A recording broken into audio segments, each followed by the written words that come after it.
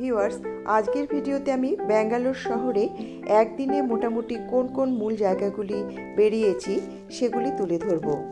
এই শহরে দ্বিতীয় দিনটি কাটিয়েছিলাম মণিপাল হসপিটালে। তাই মণিপাল হসপিটাল সহ তৃতীয় দিনে আমাদের ব্যাঙ্গালোর শহর ট্যুর থাকবে এই ভিডিওতে। আমরা এসেছি মণিপাল হসপিটালে, যেখান থেকে ছবি করছি। এটা একটা ফুটব্রিজ, আর এই যে রাস্তাটি, এটি হচ্ছে ওল্ড এয়ারপোর্ট রোড। এই রাস্তার দুপাশেই কিন্তু প্রচুর বড় বড় হোটেল রয়েছে।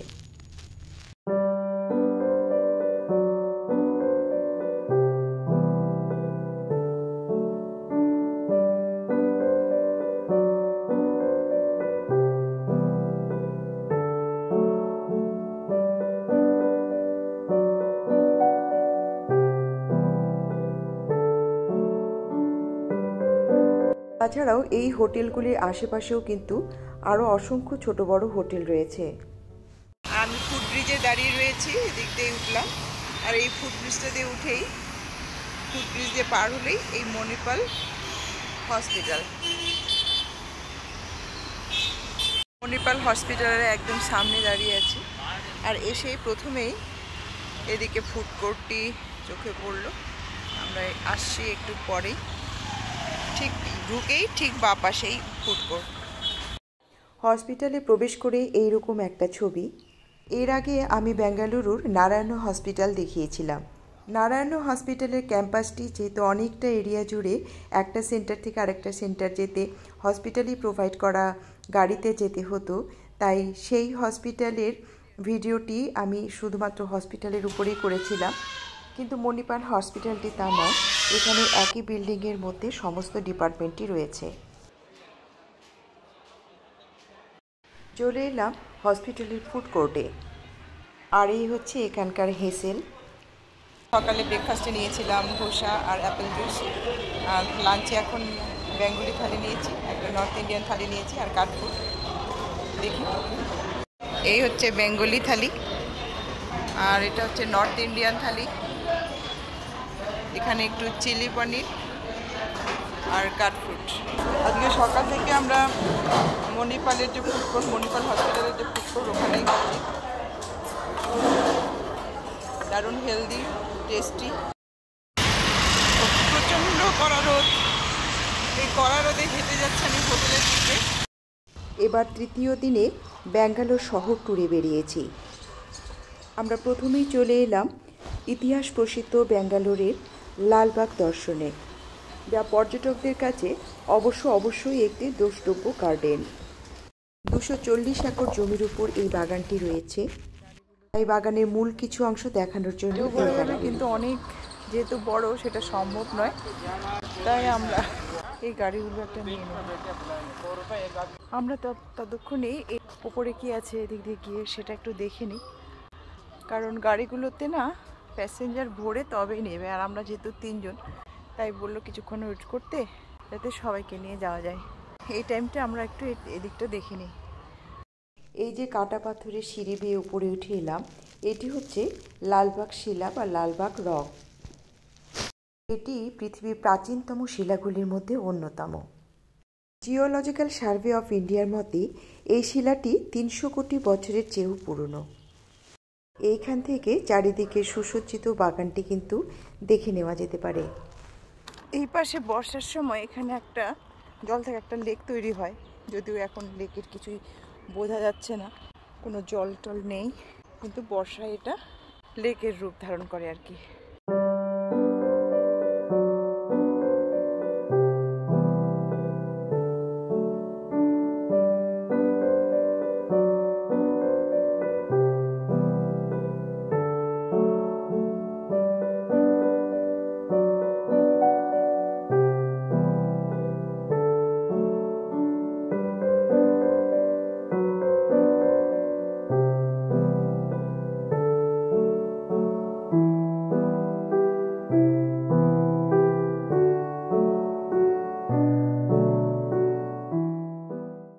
আমি একটু গার্ডেনের ভেতরের দিকে এগিয়ে এলাম। এখানে কত রাস্তা কত দিকে যে চলে গেছে তার কোনো হিসেব নেই, তাই যত্রতত্র এরকম পথ নির্দেশনা দেওয়া রয়েছে। এদিক দিয়ে গেলে পরে পড়বে জাপানিজ গার্ডেন, ডিরেক্টরেট বিল্ডিং আর হচ্ছে মেইন গেট। শুধু ফুল ফুল আর তার সাথে ফুলের মিষ্টি গন্ধ।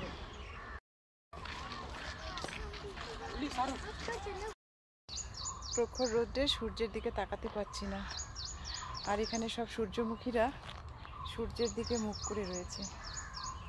এখানে একটু ছায়ায় দাঁড়ালাম, অনেকক্ষণ রোদ্রে হেঁটেছি আর পারছি না, রোদ্রটা খুব গায়ে লাগছে।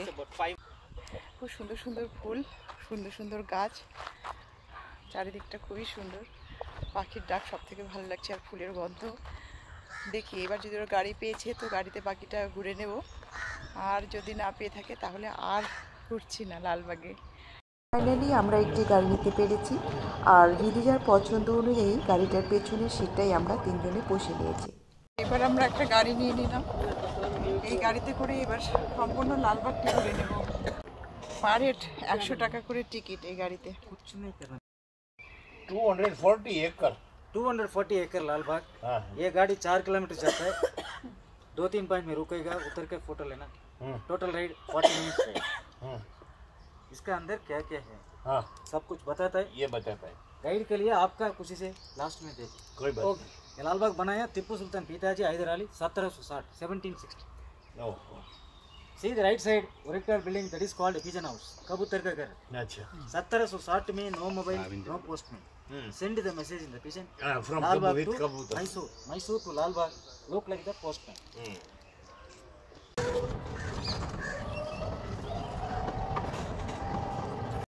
White silk cotton tree, white silk cotton tree. 120 years old, 120 साल पुराना। ये झाड़ है।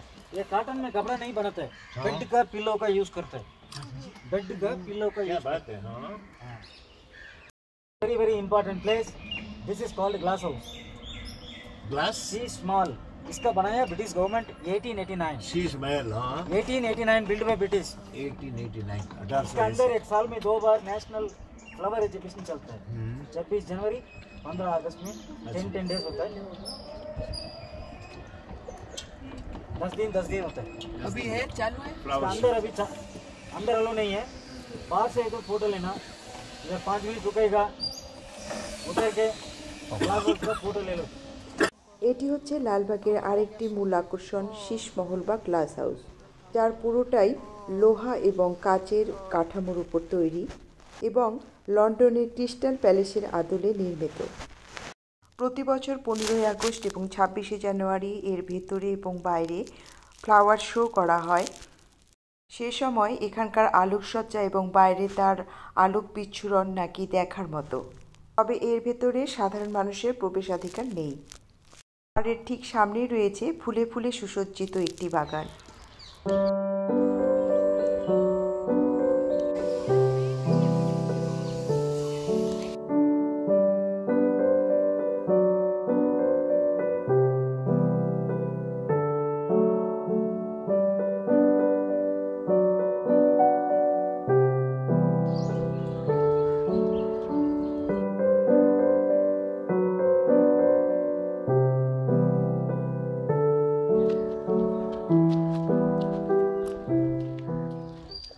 This is called people tree. People tree. Yes More than 200 years old. 200 years old। Right side में this is called Japanese door. Japanese bamboo, black bamboo. हाँ ये bamboo में कांटा नहीं रहता, कांटा। कांटा नहीं, बिना कांटे। Left side में red colour flower that is called मुशंडा। ये इसमें 4 कलर है, white, pink, red and yellow. पत्ता ही फूल बन जाता है। ओहो पत्ता ही फूल बन जाता है। मैं बोलो ये लगे ये गढ़ना है। कौन सा ये मैंगो ट्री है। वेरी वेरी ओल्डेस्ट अनेक पुराना पुराना पेड़ है। मैंगो ट्री का इतना बड़ा तो मैंगो है ये। लंबा वाला पेड़ that is called Australian Christmas tree। और इसका Christmas tree 142 feet height, 185 year old, very very tallest tree in the Lalbagh।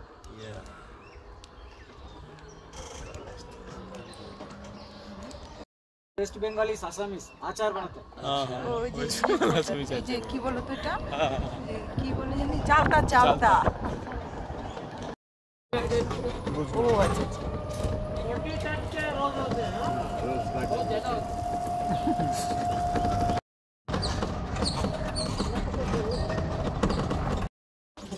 Lalbagh lake. আমাদের ভ্যানের যে চালক উনি কিন্তু একজন খুব সুন্দর গাইডের কাজ করছেন। ওনার গাড়িতে না এলে হায়দার আলী এবং টিপু সুলতানের এই লালবাগ এত সুন্দরভাবে দেখা বা বোঝা কোনোটাই হয়ে উঠত না। এই যে এই লেকটি, এর আয়তন কত জানেন? 40 একর। ভাবা যায়? এটা বলা হয়ে থাকে হায়দার আলীর এইখানে যে বাগান করার পরিকল্পনা, তার মূল কারণই হচ্ছে এই লেক। এই লেকে নাকি আবার দুখানা দ্বীপও রয়েছে। তবে লেকের ধার দিয়ে চারপাশে যে রাস্তা করা আছে তাতে সকাল সন্ধে হাঁটতে বেশ ভালো লাগবে। এখানে কাঠ ফ্রুটের মধ্যে এই ম্যাঙ্গোটা খুব এনজয় করছি, গরমও লাগছে। কাটা আমটা না, এটা বেশি টকও নেই, বেশ ভালো লাগছে খেতে, একটু হালকা লবণ ছিটিয়ে। প্রচুর খেয়ে ফেললাম।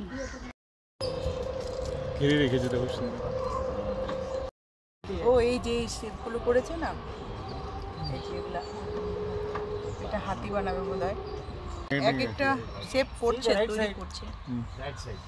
में एक पेड़ कटा हुआ सूख गया, that is called fossil tree. 20 million years old become the stone, tree become the stone, पेड़ पत्थर बन गया, अभी पत्थर है वो, वही बोला 2 करोड़ साल पेड़ पत्थर बन गया। আর ওইখানের গাছের উপরে দেখুন, গাছের ডাল দিয়ে কিভাবে একটি হাতির মুখের আদল তৈরি হয়েছে। এই সুবিশাল বাগানের চারপাশে রয়েছে 4খানি গেট। আমরা কোন গেট দিয়ে প্রবেশ করেছি জানি না, তবে এখন 4 নম্বর গেটের কাছে।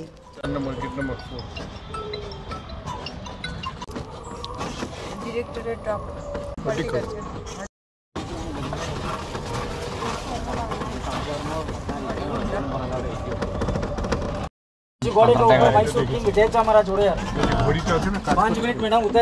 HMT কোম্পানি প্রদত্ত এই ঘড়িটিও কিন্তু এই গার্ডেনের ল্যান্ডমার্ক, যা দীর্ঘকাল যাবৎ সঠিক সময় নির্ধারণ করে চলেছে। ঘড়ির যন্ত্রাংশটি মাটির নিচে রয়েছে আর উপরের দিকটা বিভিন্ন সিজনাল ফুলে সারা বছরই সুসজ্জিত হয়ে থাকে। पेड़ में से ये स्ट्रक्चर बना है।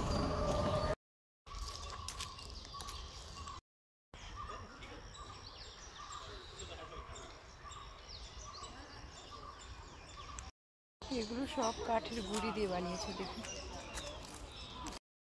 একটা গাছের গুঁড়ি দিয়ে এরকম একটা শিল্প তৈরি হয়েছে।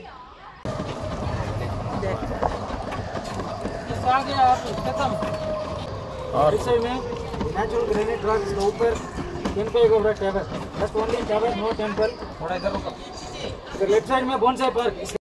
রাজা হায়দার আলীর শুরু করা এবং তার ছেলে টিপু সুলতান দ্বারা সম্পূর্ণ হওয়া এত বড় বাগানটি 2-1 ঘন্টার মধ্যে কখনোই ঘুরে নেওয়া সম্ভব নয়। সারাদিন ঘুরেও এর অনেক কিছুই দেখার বাকি থেকে যাবে। এবার চলে এলাম টিপু সুলতান প্যালেস দেখতে।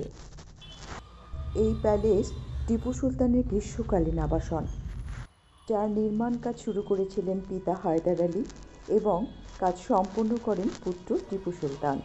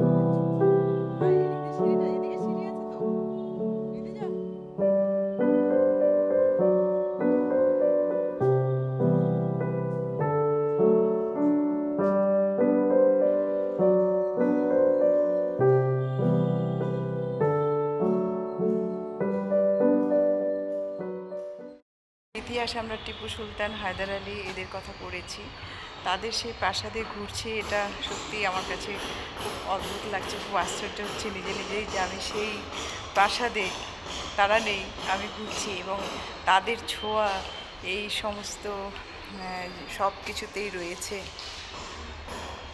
এবং পুরনো যে অনেক যে পুরনো সেটাও পরতে পরতে বোঝা যাচ্ছে, কোনো রেনোভেশন নেই, কোনো নতুন করে রং করা নেই, যেমন ছিল ঠিক তেমনি। সত্যি অদ্ভুত লাগছে। এবার আমরা এসেছি বেঙ্গালুরু প্যালেস দেখতে। বিশাল একটা এরিয়ার মাঝখান দিয়ে আমাদের গাড়ি এগিয়ে চলেছে। যেটি দেখতে যাচ্ছি সেটি হলো 19 শতকের একটি রাজপ্রাসাদ। প্রাসাদটি মহীশূরের মহারাজা চামরাজেন্দ্র ওয়াদিয়ার দশমীর জন্য কমিশন করা হয়েছিল। তবে বর্তমানে ওয়াদিয়ার রাজবংশের বর্তমান বংশধরের অধীনে রয়েছে এই প্রাসাদ সহ সুবিশাল প্রপার্টিটি। দুপাশে ইভেন্ট ম্যানেজমেন্টের কাজ চলছে। শুনলাম এই জমিগুলো নাকি এখন ভাড়া দেওয়া হয়। বেঙ্গালুরু প্যালেস। প্রাসাদের ভেতরে আর যাচ্ছি না। শুনলাম সেখানে রয়েছে ওয়াদিয়ার রাজবংশের ব্যবহৃত অস্ত্রশস্ত্র সহ বিভিন্ন জিনিসপত্র। দেখলে ভালোই হতো, কিন্তু তার জন্য সময় নেবে আরও 3-4 ঘন্টা। তবে বাইরে থেকেই প্রাসাদটি কিন্তু ভীষণ সুন্দর। এবার দুপুরের খাবার খেয়ে নিতে হবে। আর আমাদের ড্রাইভার কুমার ভাই যেহেতু আমাদের সাথে রয়েছেন, সবসময় ভালো রেস্তোরাঁতেই নিয়ে আসেন। দুপুরের লাঞ্চ করব, তারপর আবার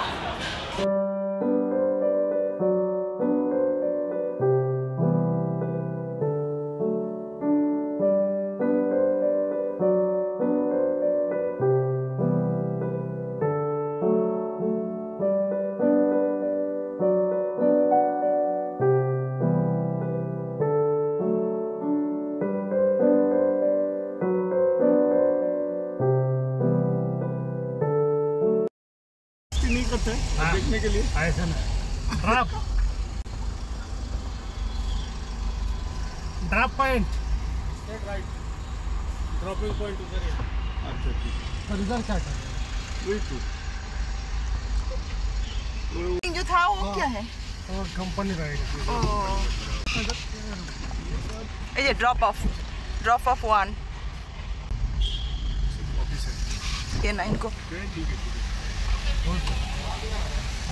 ಅಣ್ಣ ಡ್ರಾಪ್ ಎಲ್ಲಿ ಮಾಡಬೇಕು ಮಾರ್ಗ ಎಂಟ್ರಿ ಮತ್ತೆ ಅಲ್ಲಿ ಎಂಟ್ರಿ ಫ್ರಂಟಲ್ಲಿ ಬ್ಯಾಕ್ ಫ್ರಂಟಲ್ಲಿ ಇಲ್ವಾ ಬ್ಯಾಕ್ ಸೈಡ್ ಎಷ್ಟೇ ಜಾಯ